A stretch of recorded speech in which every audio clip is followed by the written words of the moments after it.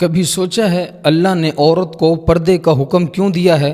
کیا یہ قید ہے یا عزت کی دیوار؟ لوگ کہتے ہیں پردہ عورت کو روک دیتا ہے، مگر حقیقت یہ ہے کہ پردہ عورت کو محفوظ کرتا ہے۔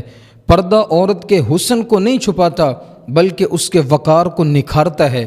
دنیا جس عورت کو آزادی کے نام پر بے پردگی کی طرف لے جا رہی ہے، وہ اصل اسے نظر فساد کی زنجیروں میں جکڑ رہے ہیں، مگر اسلام نے عورت کو نظروں کی قید سے آزاد کیا ہے۔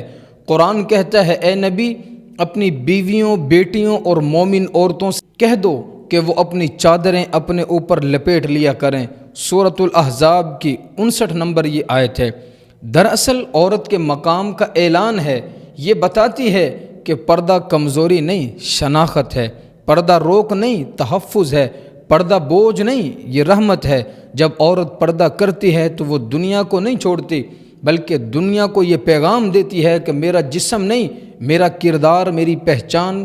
کبھی اپنی چادر کو دیکھو، یہ وہ چادر ہے جس کے سائے میں پاکیزگی، حیا اور سکون چھپا ہے۔ یہ وہ چادر ہے جو عورت کو اللہ کے قریب لے جاتی ہے۔